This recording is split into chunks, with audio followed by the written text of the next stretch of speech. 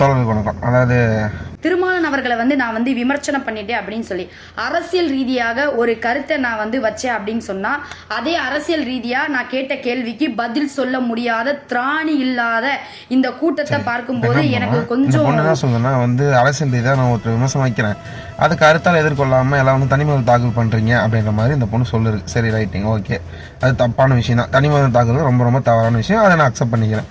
நீங்கள் தலைவர் திருமாவளவன் மீது ஒரு விமர்சனம் வைக்கிறீங்க, அது ஆரோக்கியமான முறையில் நம்ம வார்த்தையை எப்படி பயன்படுத்துகிறோம் அப்படின்றதுல இருக்குது. நீங்கள் தவறான வார்த்தைகளை பயன்படுத்தும் போது தான் எதிர்வினைகள் அதுக்கு தகுந்த மாதிரி வருஷமாக அரசியலில் இருக்கார். உங்களுக்கு தெரிஞ்சு ஒரு 10 வருஷமாக இருக்காருன்னு கூட வச்சுக்கோங்க. இந்த 10 வருஷமாக இந்த ஒடுக்கப்பட்ட மக்களுக்காக அவர் போராடல அப்படின்னு உங்களுக்கு ஒரு தெரிஞ்சுன்னா, ஒரு ஒடுக்கப்பட்ட மக்களுக்காக போராடுற பேரில் அவர் தன் சுயலாபத்தை சம்பாதிச்சுக்கிறாருன்னு கூட உங்கள் கருத்தில் வச்சுப்போன்னு வச்சுக்கோங்க. அப்போ அதை நீங்கள் அன்றைக்கே கேள்வி கேட்டுருவோம். இன்றைக்கி உங்கள் தலைவர் விஜய் பெரும்பான்மை கிடைக்கல, அவருக்கு 2 சீட்டு ஆதரவு தரலன்றதுனால இவ்வளோ ப்ரொவோக் ஆகி ஒருத்தரை விமர்சனம் பண்ணுறீங்களே, அதை தாண்டி ஒரு சப்ரஸ் கம்யூனிட்டியை, தலித் மக்களை, ஒடுக்கப்பட்ட மக்கள், அவங்களோட வாழ்வியல் முறை எப்படி இருக்குது, அவங்க உழைச்சி தான் சாப்பிட்றாங்கன்றதில் எல்லாத்துக்குமே தெரியும். ஆனால் அவங்கள பிச்சை எடுத்து சாப்பிட்றாங்க அப்படின்ற வார்த்தையெல்லாம் எந்த மாதிரி வார்த்தைகள் பயன்படுத்துறீங்க? அது மிகப்பெரிய ஒரு வன்மையான கண்டனத்துக்கு அதுவும் இல்லாமல் ஒரு வார்த்தை இப்போ இந்த வீடியோவில் சொல்லியிருந்தீங்க, எனக்கு தெம்பு திராணி இருக்குது, அதனால் ஒருத்தர் விமர்சனம் பண்ண தான் செய்வேன், நான் எந்த விதத்தில் பின்வாங்க மாட்டேன். உண்மையிலே பாராட்டுக்கள். அன்னைக்கு கவர்னர்கிட்ட தலைவர் விஜய், முதலமைச்சர் விஜய் போயிட்டு வந்தீங்கன்னா, எனக்கு பெரும்பான்மை இருக்குது, நான் சட்டமன்றத்தில் பெரும்பான்மை நிர்மிச்சிக்கிறேன், ஏன்னா முதலமைச்சராக பதவி ஏற்கிறதுக்கு எனக்கு கூப்பிடுங்கன்னு சொல்லி கிட்டத்தட்ட ஒரு 2-3 டைம் மேலே போய் இது பண்ணார்.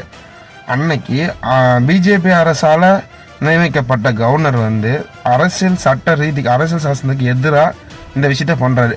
சட்டமன்றத்தில் தான் பெரும்பான்மை நிரூபிக்கணும். அதுக்கு முன்னாடி பெருவாரியான வாக்கு வித்தியாசத்தில் வெற்றி பெற்று ஒரு 108 சீட்டை மெஜாரிட்டி வச்சிருக்கும் போது அவங்களுக்கு தாராளமாக முதலமைச்சராக பொறுப்பேற்றுக்கலாம். அப்போ அவங்கள கூப்பிடாம அவங்க இழுக்கடிச்சது கவர்னர். அவரை எதிர்த்து நீங்கள் கேள்வி கேட்கல, உங்களுக்கு அவரை எதிர்த்து கேள்வி கேட்க தெம்பு திராணி எதுவும் இல்லை, சரிங்களா? இதுக்கு முன்னாடி பிஜேபி அரசு பார்த்தீங்கன்னா, மத்திய அரசு தமிழ்நாட்டுக்கு கொடுக்க வேண்டிய கல்வி நிதிகளில் பல ஆயிரம் கோடியை நிறுத்தி வச்சிருக்கு. அதை கேட்கறதுக்கு உங்களுக்கு திரும்ப திராணி இல்லை.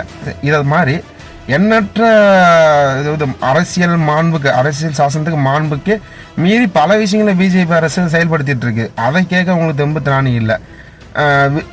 ரீசெண்டாக நடந்த நம்ம திருநெல்வேலி தென் மாவட்டம் சைடில் தான் கவின் ஆணவ படுகொலை நடந்துச்சு, சரிங்களா? அது எல்லாத்துக்கும் தெரியும். உங்களுக்கு தெரியலன்னா மேபி தெரிஞ்சுக்கோங்க.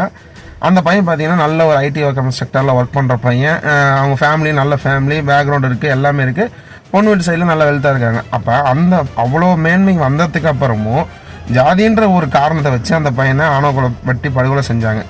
அதை எதிர்த்து விஜய் இன்னை வரைக்கும் ஒரு கண்டன அறிக்கை கூட தெரிவிக்கல. அப்போ இந்த மாதிரி விஷயங்களை பொது வாழ்க்கையில் ஒடுக்கப்பட்ட மக்களுக்காக போராடக்கூடிய ஒரு தலைவரை நீங்கள் தவறான வார்த்தையில் கொச்சை வார்த்தையில் பயன்படுத்தும் போது பொதுமக்களாக இருக்கவங்க இல்லை அவங்க ஃபாலோவர்ஸ் ஆதரவாளர்கள் கண்டிப்பாக இதுக்கான எதிர் விமர்சனம் செய்ய தான் செய்வாங்க. நீங்கள் அதை எதிர்கொண்டு தான் ஆகணும். அதை விட்டுட்டு நான் இந்த சமூகத்தில் தான் பிறந்தேன், அதனால் எனக்கு அவர் எதுவும் பண்ணலை, அதனால் நான் அவர் மேலே இந்த விமர்சனத்தில் வைக்கிறேன். யார் மேலே யார் வேணாலும் விமர்சனம் வைக்கலாம். பொது வாழ்க்கையில் யார் மேலே வேணாலும் விமர்சனம் வைக்கலாம், அது எந்த தப்பும் கிடையாது, சரிங்களா? ஆனால் நம்ம எந்த மாதிரி வார்த்தைகளை பயன்படுத்துகிறோம் அப்படின்றது ரொம்ப முக்கியம். ஒருத்தர் நம்ம விமர்சனம் வைக்கும் போது அவரோட வாழ்க்கையை விட்டுட்டு இந்த சமூகத்துக்காக போராடுறான்னு சொல்லி எல்லார் மக்களாலும் பாராட்டக்கூடிய ஒரு தலைவராக இன்றைக்கி உருவெடுத்துட்டு இருக்காரு. ஆனால் நீங்கள் வெறும் 2 சீட்டை வச்சுக்கிட்டு எங்களுக்கு அழைக்கழிக்கிறீங்க, அது பண்ணுறீங்க. இன்னொன்று 2 சீட்டு இதை விட அதிக சீட்டை வச்சுருந்த பல கட்சிகள் இருந்துச்சுல்ல, அந்த கட்சிக்கு நீங்கள் ஆதரவு கேட்க வேண்டியதானே? எதுக்காக விடுதலை சிறுத்தை கட்சிட்டு கேட்குறீங்க? ஏன்னா உங்கள் தலைவருக்கு தெரியும் யார்கிட்ட ஆதரவு கேட்கணும், கேட்கக்கூடாது, எந்த மாதிரி அரசியல் நிலைப்பாடு எடுக்கணும்னு அவருக்கும் ஒரு புரிதல் இருக்கும். அவரை சார்ந்த முக்கிய நிர்வாகிகளாக இருப்பாங்க, அவங்கள்ட்ட அவங்க கலந்து வச்சது அப்புறம் தான் நம்மகிட்ட ஆதரவு கேட்பாங்க. அதே மாதிரி நீங்கள் சொன்னீங்க பார்த்தீங்கன்னா, பொதுமக்கள் கொடுத்த ஓட்டை நீங்கள் கொடுக்கறதுக்கு உங்களுக்கு என்ன யோசனை? அந்த பொதுமக்கள் விடுதலை சிறுத்தை கட்சி வேட்பாளர் தான் ஓட்டு போட்டிருக்காங்க. அந்த பொதுமக்கள் அவங்களோட நிலைப்பாடு என்னன்றதையும் யோசிக்க வேண்டியிருக்கு. கட்சியிலுக்கு முன்னணி பொறுப்பாளர்கள்ட்டையும் கேட்க வேண்டியது இருக்குது. இதெல்லாம் கேட்காம நீங்கள் கேட்டவுடனே கொடுத்துடணும் அப்படின்னு நினைக்கிறது எந்த விதத்தில் சரியான விஷயம்? விமர்சனம் வைக்கிறது தப்பு இல்லை, ஆனால் கரெக்டான விமர்சனம் வைங்க. கேள்வி கேட்குறது தப்பு இல்லை, கரெக்டான கேள்வி கேளுங்க, நாகரிக மொழியான கேள்விக்குங்க. இந்த மாதிரி தவறான வார்த்தைகளை பயன்படுத்தினா கண்டிப்பாக சமூகத்தில் எதிரொலி ஒலிக்கும். அதுக்கு நம்ம பதில் சொல்லி தான் ஆகணும்.